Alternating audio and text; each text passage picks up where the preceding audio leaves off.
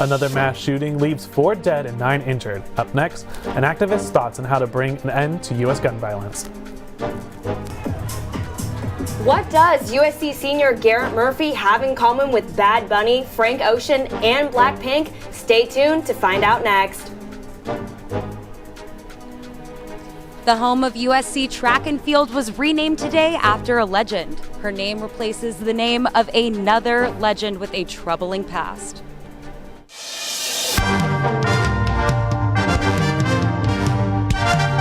Annenberg TV News is next.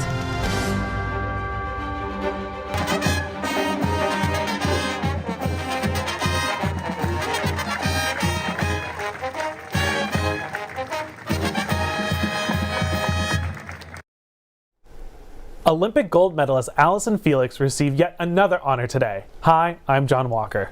And I'm Irene Kim. Reporter Marissa Rio takes us to the renaming of USC's track and field. It's official. Allyson Felix added another momentous day to her already impressive resume. This is overwhelming. It's just such a full circle moment. But when you broke down why university wanted to rename this field in my honor, it just meant so much to me because it really showed me that the university values character and integrity. Outside of the Allyson Felix Field, the Olympian was joined by USC President Carol Folt and Athletics Director Mike Bohn. Of course, I've heard and had watched Allyson's amazing accomplishments and been very much inspired by her remarkable story for a long time. Of course, she's a trailblazer. She isn't afraid to speak truth to power and stand up for women's rights.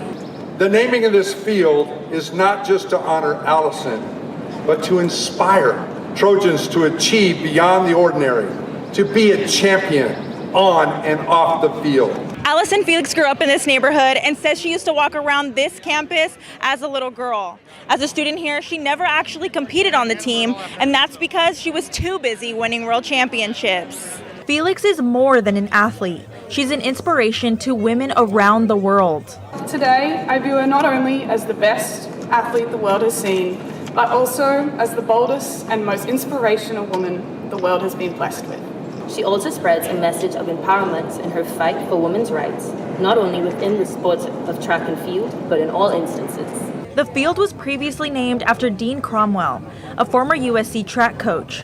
Felix's husband spoke about the emotions behind today's celebration. It brought tears to my eyes because it still felt unreal up until this morning, actually seeing it happen. But when we got the news, most importantly, we were excited, but it didn't hit like it did today. I hope that students, athletes, come to this field and they come at the beginning of their journey and they experience something like I did.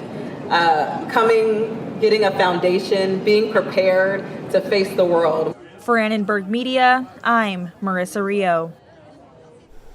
Congratulations, Allyson. Now, Allyson Felix has had a profound impact both on and off the track field. Jack Smith shows us how this decorated Olympian has been an advocate for women and athletes of color. Your life has purpose, so it's important to live a life of purpose. Allyson Felix's life is one defined by multiple purposes. On the track, she was a superstar. She retired in 2022 as the only female track athlete to ever win 7 gold medals. If you think about the greatest runners in history, you've got Carl Lewis, Usain Bolt, Shelley Ann Fraser-Price, and Allyson Felix has won more Olympic medals than any of those runners. She's won more World Championship medals than any of those runners, and she's done so much off the track. It's really remarkable. Off the track, Felix used her athletic success to change the world of women's sports forever. In track and field, getting pregnant has been called the kiss of death. Through negotiations with Nike, Felix opened the door to new protections for female athletes. Thanks to her strong voice, pregnant athletes now have access to guaranteed pay through their maternity from top apparel brands. What's remarkable about Allyson Felix is that she's never run a race at USC. But if you were to ask me which athletes truly embody the Trojan spirit, Allyson Felix would be one of the first ones to come to mind. With her name now emblazoned on the USC track facilities, Allyson Felix will be remembered for what she has always done: fight on, for herself and for everyone else. For more on the track name change, let's go to reporter Allie Anthony with more on the controversial history of the field's original namesake. Thanks, John. From Cromwell Field to Allyson Felix Field, it's a big day in the world of USC athletics. But there's more to the story than meets the eye. We dug a little deeper and found some interesting information about the name change. Dean Cromwell led USC's track and field program from 1909 to 1948. He was called the maker of champions, but his legacy is tarnished by controversy. Cromwell's decision to remove Jewish athletes from the Berlin Olympics raised questions about anti-Semitism, and he described black athletes as, quote, primitive. Students are excited about the name change. Allyson Felix, I've had the pleasure of meeting her. She's wonderful. She's a great athlete. I think she's a perfect person to be the namesake for our field. And I'm super excited. I think it's a great choice. USC is representing some minority groups, people who need to go. As like a Chinese person myself, I feel that USC is trying to take some steps into maybe acknowledging more contributions from people who are also people of color. Just about a year ago, USC renamed the Building for International Affairs, removing the name of a leader in the eugenics movement. It's definitely a work in progress. USC President Carol Folt says, in quote, "We're in an evolving process as a university." For Annenberg Media, I'm Allie Anthony. Let's take it back to you in the studio. 4 people were killed and 9 injured in a mass shooting this morning at a bank in Louisville, Kentucky. Gunshots still echoed through the city when police arrived on the scene less than 5 minutes after the shooter began firing. The gunman used an AR-15 style rifle and died at the scene. It is unclear whether he was killed by police or himself. The shooter, an ex-employee of the Louisville bank, live-streamed the events on an unknown platform. We spoke to a gun reform activist. Gun violence is the #1 killer of children and teens in this country. It's more than car accidents and it's more than cancer. And it's something that can definitely be changed in the hands of these lawmakers. Gun deaths had dramatically decreased during the time that the assault weapons ban was put into place. Gun deaths had increased a very significant amount after the assault weapons ban, which just proves that having these kinds of bans like the assault weapons ban and stronger gun laws are what are going to prevent future deaths from occurring by gun violence. Data on gun violence from Giffords Law Center shows states with tighter gun laws usually have less gun deaths. Kentucky and Tennessee both have weaker laws and over 40% more gun deaths than the national average. We're only 100 days into the year and already there have been 145 mass shootings, where at least 4 people were injured or killed. Mayor Karen Bass joined Planned Parenthood this morning to denounce a Texas federal judge's ruling to revoke an FDA-approved abortion pill. Mifepristone has been used for the last 2 decades. People gathered nationwide to protest for abortion rights after the ruling. Some Democratic governors are stockpiling alternate abortion medications. California Governor Gavin Newsom said the state has secured up to 2 million pills of another drug called mifepristone. We spoke to a healthcare rights advocate. Status quo was maintained for at least 7 days, that in order to give the federal government time to appeal the decision. Really important for folks who are potentially seeking reproductive health care, have abortion appointments already, to know that right now nothing has changed. An attorney for the group that supports the ruling says, quote, "Pregnancy is not an illness and chemical abortion drugs don't provide a therapeutic benefit. They can pose serious and life-threatening complications to the mother." Planned Parenthood says that's not true. Women can make a decision when it comes to their body, and we don't need anyone else make the decision for us. Pass the information to family and friends that we're open, we're here for the community. We are providing abortion services as we always have been. We've been here for many years and we're not going anywhere. Today, the Justice Department and the abortion pill manufacturer asked and appeals courts to freeze the Texas judge order that could make the drug unavailable after Friday. Islamic, Jewish, and Catholic faith leaders joined today in solidarity to call out hate following the vandalism of the Islamic Center of Southern California. Security cameras caught the vandal writing anti-Muslim messages on the front pillars of the center. The damage is estimated to be above $1,000, making the crime a felony. LAPD is investigating the incident as a hate crime. And so we're asking the community, as it embraces the Islamic Center of Southern California as a neighbor and as a friend, to help us in this moment. Sadly, we have haters, and haters will always continue to be haters. Hate crimes rose by 26% last year. The police chief said the 2023 numbers aren't anything to brag about, but at least they are plateauing. Police believe the suspect is an unhoused white man about 50 years old and lives in the area. Chief Moore is urging anyone in the community with information to contact the LAPD. In his first appearance since a failed effort to recall him, LA Councilman Kevin DeLeon today unrevealed a project to restore one of the city's oldest parks. DeLeon refused to step down last year after a leaked recording of the racist conversation he was involved in surfaced. That Hollenbeck Park will be receiving a total of not $4.2 million. The Hollenbeck project would be the largest rehabilitation effort in Boyle Heights. The goal is to improve water quality, enhance flood mitigation and environmental restoration, and empower local communities.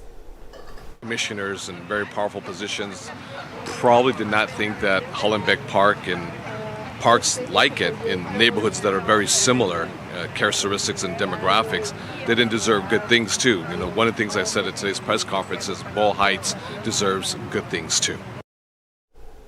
According to DeLeon, the project would be one step forward in delivering environmental justice to the community of Boyle Heights. Arizona State University recently acquired the Fashion Institute of Design and Merchandising. FITM has been a private college in downtown LA since 1969. Students can continue to study in LA, but most will have to transfer into a new Arizona State degree program. Students learned about the merger from a school-wide assembly and via email. Many have questions and concerns about finishing their degrees.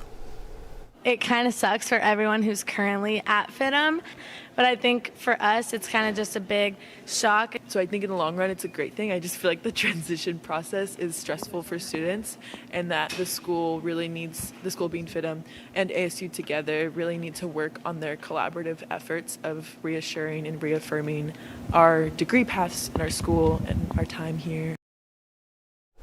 This merger marks the latest efforts by ASU to expand its offerings and presence in California. Students can take classes at ASU FITM starting in June. Join me after the break for my Worldwide Wellness segment, where this week I'll show you the benefits of diversity. A USC senior joins us live to tell us how he's preparing to perform live at Coachella this weekend.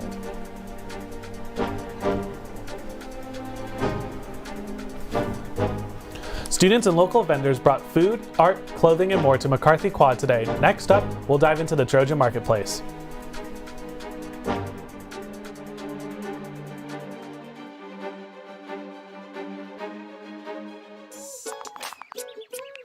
Worried your friend's struggling but don't know how to reach out? You could say, how are you, or get a fake tattoo. You could ask with an app if it works for you. You could write them a text or knit them a sweater. If you can't be together, you could write them a letter. Whatever gets you talking. Whatever gets you talking. You could chat on the game, kick off your flip-flops. You could ask on your couch while you binge watch. However you do it, you gotta ask a friend. And if they don't share, you can ask again. Whatever gets you talking. Whatever gets you talking.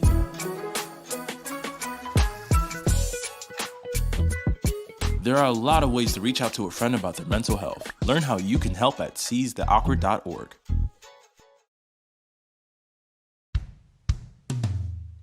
Hey world, I have a quick message. It's about safe driving. All right, let's go. Anytime you're driving, have the seatbelt buckled tight. Both hands on the wheel and your phone out of sight. When not in your hand trying to text somebody back. Because if you do, your car might get smacked. The moral of the story, just put your phone down. The people on the road will stay safe and sound. Put your phone down, put your phone down. People on the road will stay safe and sound. Yeah.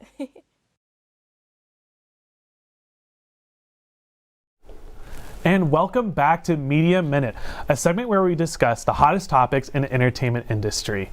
And this week, up-and-coming artist and USC student Garrett Murphy joins us before his big performance at Coachella this weekend.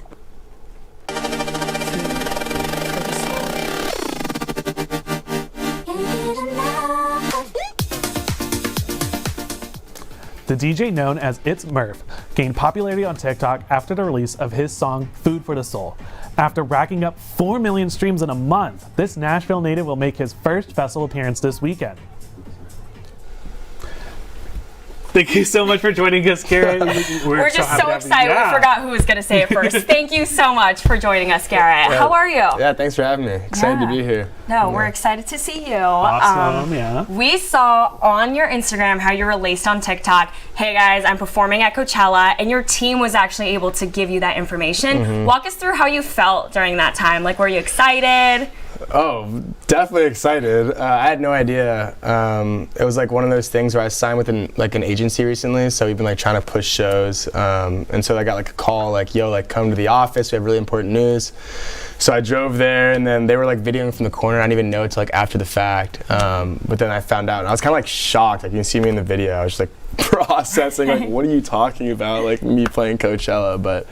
Yeah, so like I couldn't be happier. It's gonna be a big moment for me in my life and career for sure. Yeah. Definitely, and as a first-time artist, people are going to be discovering you for the first time, so what should people expect from one of your performances? Yeah, I think kind of something that is like part of my sound that's kind of unique is like the idea of like euphoric house, where a lot of the times it's like deep tech, which I do make tech, like, and when I say that's like really deep, like driving bass lines, and like a lot of my music has like euphoric chords on top. So I'm like kind of tethering the line of like bringing these moments where you're like kind of deep in it, like tech side, and then it comes out in like these euphoric scenes. So it's kind of like tethering that line is my sound, yeah.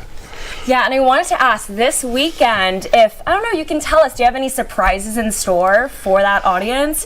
Fun outfit, a new beat, what's going on? I'm dropping a song the day before, so like I'm playing like 8 unreleased songs during the set. But I'm bringing out a couple. As of now, I have one big special guest I'm planning on bringing out, but I'm not tell us, can you? Darn, we could have broke it, Garrett. We could have broke it. Okay. Yeah.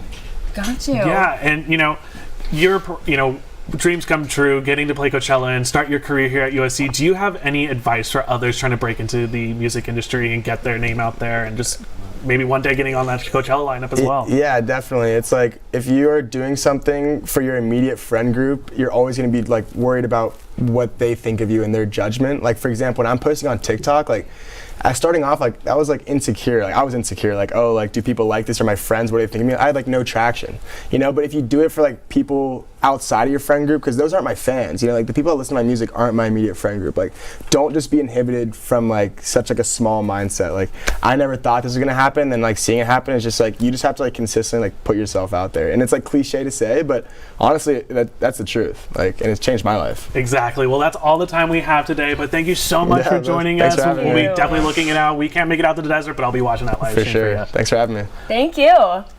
Cool. Yeah, and did you know USC is among the colleges with the most international students? Mehek is here to tell us more about how this impacts wellness. Of course, Irene. The rich cultural diversity in And out of our campus is essential for student belonging, inclusion, and empathy. Actually, the more we interact with new perspectives, the more it benefits our own wellness. In fact, as you can see here, around 26% of our student body is international, mainly from places like China, India, and South Korea. USC's location, clubs, and cuisines make it easy to interact with diverse cultures. I talked to some USC students to hear how they come in contact with foreign perspectives. The USC location has allowed me to explore different cultures through the food in LA and just meeting other people from different populations. Being able to work with different people, so a lot of my friends come from international countries, and just getting to learn about where they come from, and also just seeing like how they learn things and how differently it is from us. Before we're off for the summer, don't forget to explore more of LA. Not only can you explore great food, but you can also keep your wellness in check. I'll pass it off to Malcolm. Till then, stay well worldwide. Thanks, Mahek. We got a chilly one coming up this week. Happy Monday. Let's take a look at that current condition on this wonderful Monday. 66 degrees, pretty sunny with 65% humidity. It was a little bit of a hot one today. Let's check out that 5-day forecast. Tuesday will be very foggy throughout the day with a high of 74 and a low of 54. Wednesday, fog's older brother, clouds will make an appearance and followed by sky highs in the 60s with lows in the 50s with a little bit of wind that will continue throughout the week. Both Thursday and Friday will get back on track with cloudy skies, highs in the 60s with a low of 52. And by Saturday, we're going to see that beautiful sunshine back up again with a high of 76, low of 56. Perfect weather for the beach. We're going to tee it off to Adam for the Masters. Thanks, Malcolm. Coming up on ATVN Sports, golf's premier tournament came to a close Sunday. We'll give you a rundown on the Masters. USC baseball is hotter than Bad Bunny will be at Coachella. We'll recap its series win this weekend. And we'll debut our new segment taking you through the biggest Trojan sports news. All that and more up next.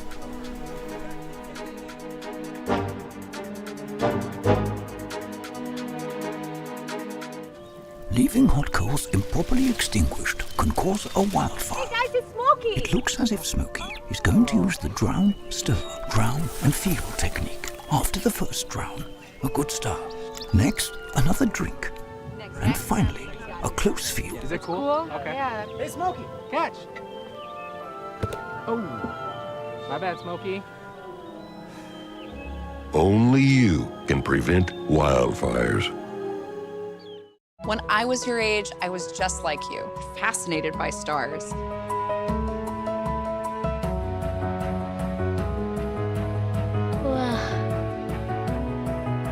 But now I get to search for life in the universe. And who knows, maybe life is looking for us too.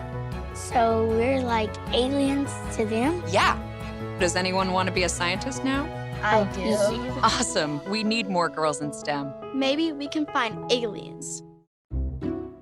I'll never forget the day our landlord called and said, read your lease. No pets allowed. My owner tells him my dog ate the lease, but that didn't work. And now I'm stuck in a shelter. But this pit bull is ready for a new crib. I'm loving, loyal, and play well with others. So don't be intimidated by all my muscles, because the biggest one I have is my heart.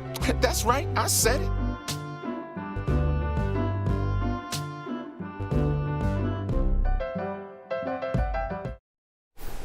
Welcome back to ATVN Sports. I'm Will Simons. And I'm Chaz Messman. John Rahm won this year's Masters for his second major championship in his career. For the tournament, Rahm was 12 under par overall, shooting 69 in the final round to claim it. Rahm is now the first European to win both the Masters and the U.S. Open. Brooks Koepka had a 2-stroke lead going into the final round, but he struggled early on Sunday, where he went 23 holes across 2 rounds without recording a single birdie. Koepka finished tied for second with Phil Mickelson at 8 under. The 52-year-old Mickelson is the oldest ever player to finish in the top 5 at the Masters. His final round score of 65 is the tournament's lowest ever by a player over 50. The next major tournament on the PGA Tour will be the PGA Championship in May. Also, how about them Sun Devils, baby? Getting the first place and the second place, Rahm and Mickelson, both ASU alums. Anyway, let's go over to Adam at the monitor. Go Devils. NBA play-in brackets are set, and one Los Angeles team spot in the playoffs is still up in the air. The Los Angeles Lakers will face the Minnesota Timberwolves tomorrow night to secure the 7th seed in the Western Conference. If they lose, the Lakers will then play the winner of the Oklahoma City Thunder and New Orleans Pelicans for the 8th seed, the last spot in the playoffs. Here are my picks for the Western Conference play-in games, giving the full-strength Lakers to claim the 7th seed over a T-Wolves team without big man Rudy Gobert. I'll take a young and hungry OKC over New Orleans, and I think the Thunder complete the upset run to the 8th seed with a win over Minnesota behind star guard Shai Gilgeous-Alexander. Those are my picks. Now back to Will and Chaz at the desk. USC baseball continues to shatter expectations, taking all 3 games this week against San Diego State. The Trojans are no one-trick pony either. They can beat you with power, speed, and pitching. On Thursday, Johnny Olmstead displayed the power. He went 3 for 3 with 5 RBIs and a homer as USC scored 12 unanswered runs to thrash the Aztecs. Friday's 7-2 dub was about speed. A double steal by Austin Overn and Bryce Martin Grudzielanek forced a 2-run defensive mistake here from SDSU to extend the USC lead in the 6th inning. Finally, the pitching staff showed out in Saturday's 7-0 shutout. Led by starter Eric Hammond, the Trojans allowed just 2 hits to complete a 3-game sweep. Number 21 USC has now won 15 of its last 18 games and 10 straight at Dedeaux Field. The Trojans face Cal State Fullerton at home Tuesday before traveling up to play Oregon State over the weekend. This week we're debuting a new segment on ATVN Sports. Each Monday we will recap the past weekend of USC athletics news on our Trojan Sports Spotlight. First up, number 2 USC women's water polo upset top-ranked Stanford 17-12 on Saturday. Bailey Weber's 4 goals helped the Trojans pull away in the final quarter to hand the Cardinal their first loss of the season. Yesterday, USC women's lacrosse defeated Stanford 10-7 on Senior Day. The 21st-ranked Trojans now move to 11-3 on the season. They will close out the regular season with 3 tough road games, starting with Colorado on Friday. Now we hit the rumor mill for USC men's hoops, whose backcourt could be scary next season. According to reports, senior guard Boogie Ellis will return for another year with the Trojans. Also, 4-star prospect Bronny James is projected to choose USC by multiple recruiting websites. That's all we have time for today on ATVN Sports. I'm Chaz Messman. And I'm Will Simons. Let's send it back to John for news. Stay tuned to see the exclusive merch offered at this year's Trojan Marketplace.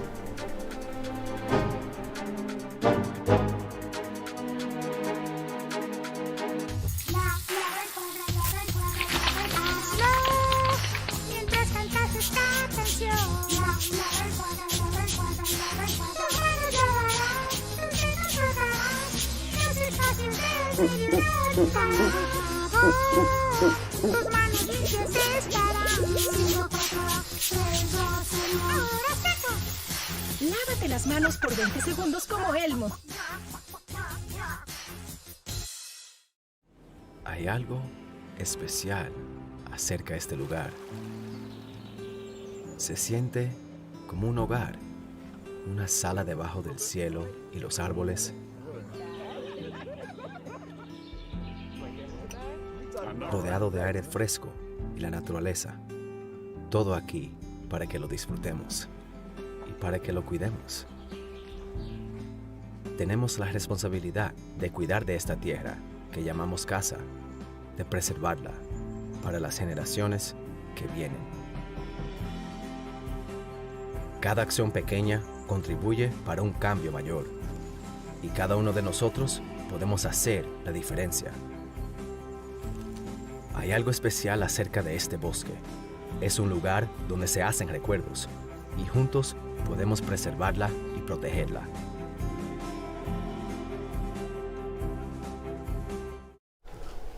Entrepreneurship is in the air at USC.